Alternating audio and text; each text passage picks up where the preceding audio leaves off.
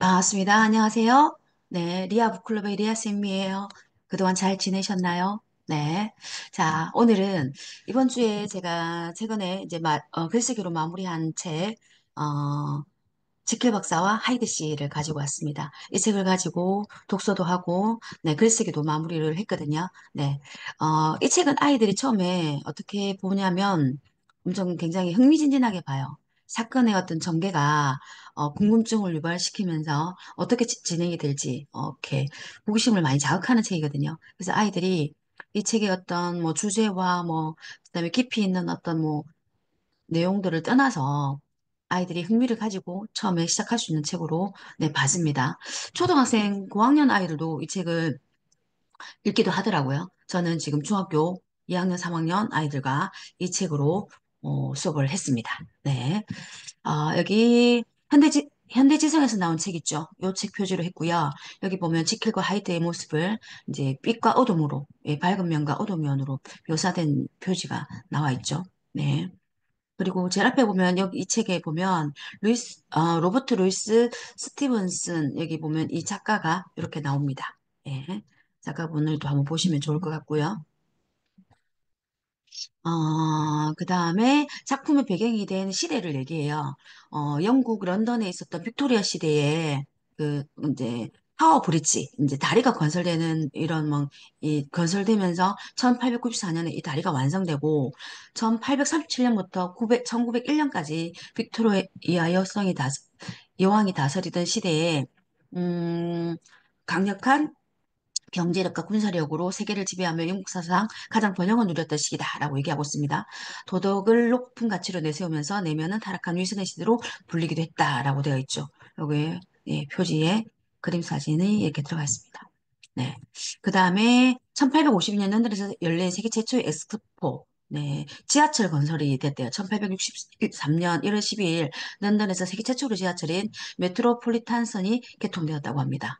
자, 정해진 노선을 운행하던 승합마차, 옴니버스, 요게 이렇게 지하철과 이 옴니버스가 이렇게 있던 시대죠. 그러면서 그 우리가 산업혁명이 일어나면서 철도가 같이 완성되는 시대 있잖아요. 그래서 그 생활 자체가 그 혁명과도 바뀌는 시기이기도 하죠. 그러면서 삶의 속도가 더 빨라지는 시기. 여기서 그렇게 되어 있어요. 1970년대 런던의 노점상의 모습을 또 보여준다고 돼 있고, 산업혁명의 영향으로 대기가 오염되어 안개가 자주 발생했다. 자욱한 안개가 시야를 가려서 독사가 빈번했고, 길을 가다가 템스강에 빠져 액상한 사건도 있었다. 절도, 강간, 폭행 등의 범죄도 늘어났대요. 그들은 횃불을 들고 길을 안내하는 모습이다라고 그림에 보이는 설명이 있고요. 네, 여기 이거는 노점상이고, 요 안개가 젖은 모습이에요. 자, 이 그림을 보면요. 이 그림은 지클 박사와 하이데 씨가 출간되고 2년 뒤에 1888년에 하이데 씨를 연장하는 연쇄살인범이 등장한대요. 살인마 잭이라고 불리는 신혼 이상의 남자가 런던 화이트채플 지역에서 빈민가에서 매춘 활동을 했다고 추정되는 여성들을 끔찍한 수법으로 살해했대. 그리고 범인의 정체는 끝내 밝혀지지 않았다. 네, 미스테리하죠. 이런 이야기들이 네, 있네요. 네. 자, 봅시다. 책의 내용으로 들어가서요. 선생님이 책에서 인상적인 구절을 조금 나눠드릴게요. 나누고 친구들의 글쓰기도 조금 보여드리겠습니다. 그는 이름 말고는 아무것도 모른다는 사실만으로도 충분히 고약한 상황이었는데 그 이름이 온갖 혐오스러운 속성이 더딥혀지자 한층 더 고약해졌다. 오랫동안 눈여겨왔던 실체 없고 모호한 안개 속에서 악마의 형상이 불쑥 나타난 것이다. 네. 하이드의 존재죠. 그가 숨는 자라면 나는 찾는 자가 될 거야. 예, 애터슨, 네, 이 변호사가 이렇게 다짐합니다. 그가 숨는 자, 네, 하이드죠. 예, 나는 찾는 자가 될 거야. 지킬은 크고 균형 잡힌 체격에 수염을 기르지 않은 신사의 남자였다. 지킬에 대한 외모가 나오죠. 자, 키가 크고요. 균형 잡힌 체격에 수염을 기르지 않는, 자, 나이가 신사의 남자. 나중에 보면 이 지킬의 외모와 하이드의 외모가 비교가 됩니다. 그것도 한번 참고해서 보세요. 자, 그러자 시클 박사는 목청을 높였다. 에터슨, 하느님께 맹세하지. 하느님께 맹세코 다시는 그자를 만나지 않을 거야. 다시는 그자와 엮이지 않겠다고 내 명예를 걸고 말하겠네. 이제 다 끝났어. 그리고 사실 그자도 내 도움을 원치 않는다네. 자넨 그자에 대해 나만큼 알지 못하지 않나. 위협하지 않아. 위협하지 않아. 네, 이제 안전해. 내 말을 믿게. 다시는 그자에 대해 들을 일이 없을 거야. 자, 친구 에터슨에게, 안심시키는, 네, 지킬이죠. 아니야, 하이드가 어떻게 되든 나랑은 아무 상관이 없네. 나와 그의 관계는 완전히 끝났어.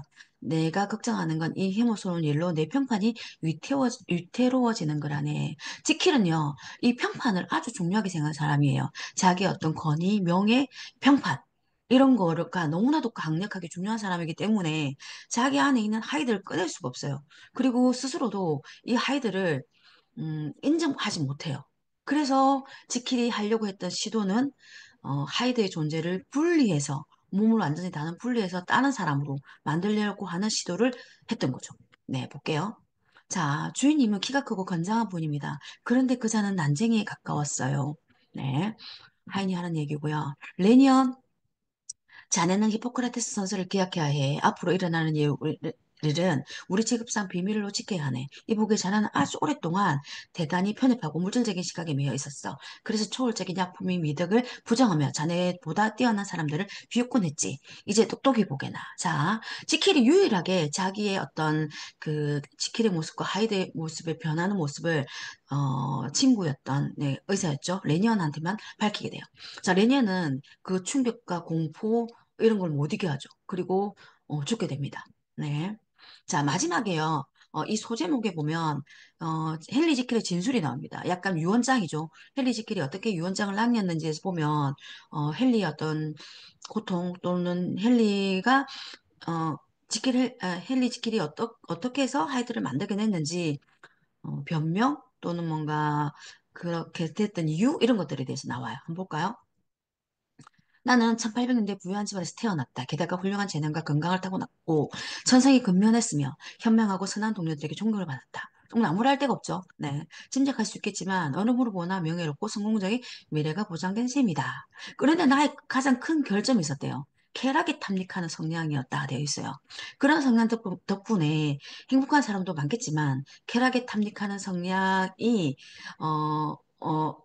중복됐네요. 대중 앞에서 머리를 꼿꼿이 세우고 위험 있는 모습을 보이기를 원하는 내 오만한 욕망은 그것과 양립했다는 거예요. 뭐죠?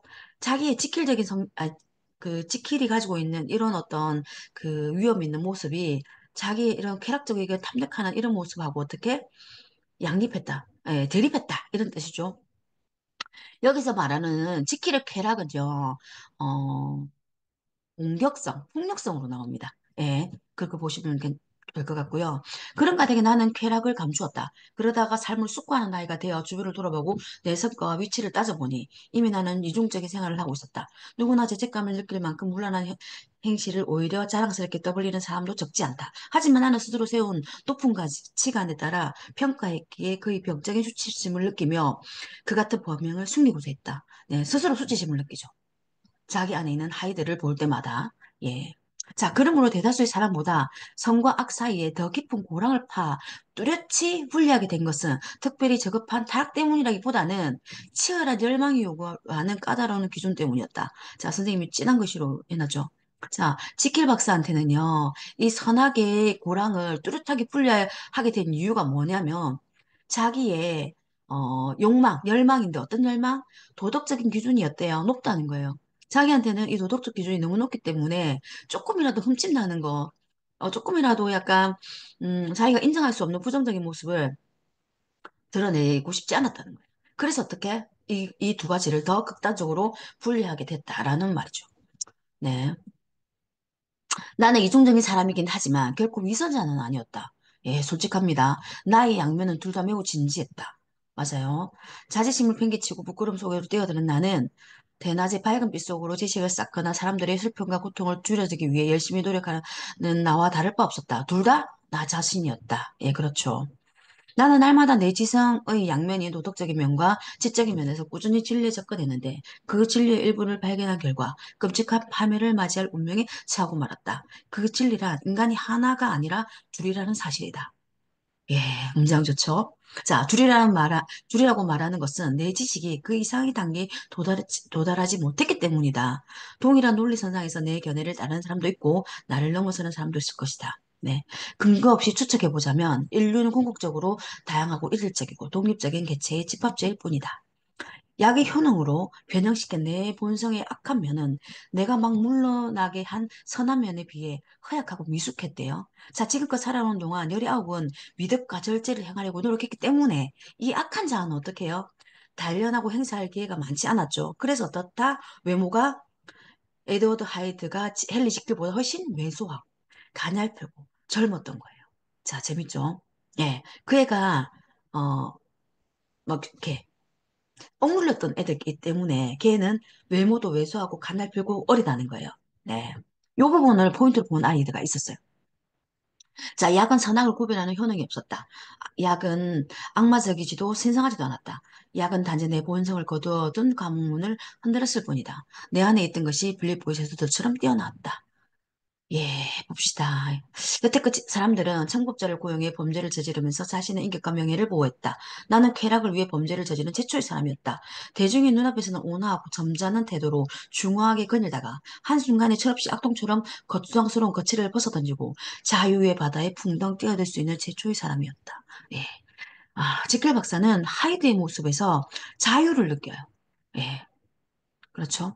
자, 결국 나는 원래 좀 더 선한 자를 잃고 사악한 두 번째 자와 서서히 통합되고 있었던 것이다. 자, 통합을 얘기하죠. 지킬과 하이드를 분리하려고 쭉 계속 끊임없이 노력했지만 어때요? 이 분리는 실패하죠. 근데 이 두 자가 어떻게 해요? 계속 통합되는 거예요. 자, 이 통합되는 걸 지킬은 못 받아들여요. 예, 이 통합되는 걸 인정할 수가 없어요. 왜? 두 개는 다른 존재라고 구분하니까.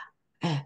이게 자기의 도덕적인 기준으로서는 이 두 가지를 하나로 통합시킬 수 없는 거지. 근데 계속 통합되고 있었다는 겁니다. 네. 하이드로 위장해서 즐겼던 자유, 상대적인 젊음, 가벼운 발걸음, 힘차게 뛰는 맥박, 은밀한 쾌락에 단호히 작별을 고했다. 하지만 이런 선택을 하면서도 무의식적으로 여지를 남겨두었던 것 같다. 자, 작별을 고했던 계기는요, 하이드의 모습으로 살인을 저지르거든요. 그러고 나서 지키는 생각해요. 더 이상 하이드를 꺼내지 않겠다. 그런데 이게 마음대로 안 되죠. 안 됩니다. 네.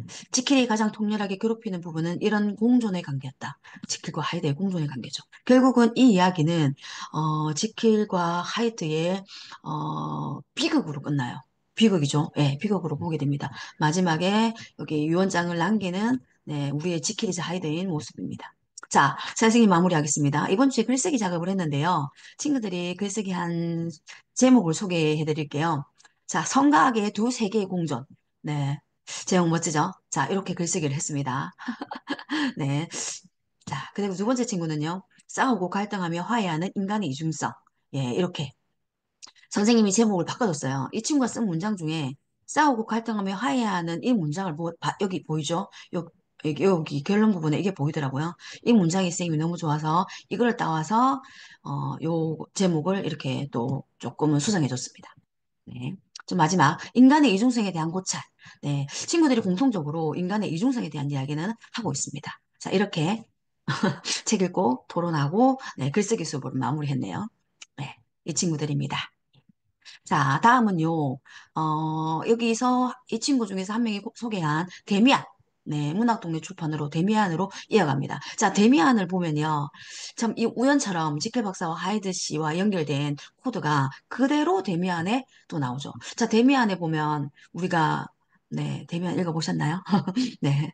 두 세계의 만남, 두 세계의 갈등이 그대로 또 나오거든요. 그러면 이렇게 지켈 박사 하이드 쓴 이 시대 작가와 데미안의 작가 헤르만 헤세가 연도로 따지면 한 20년에서 30년 정도 차이가 나거든요. 헤르만 헤세가 조금 더 젊어요.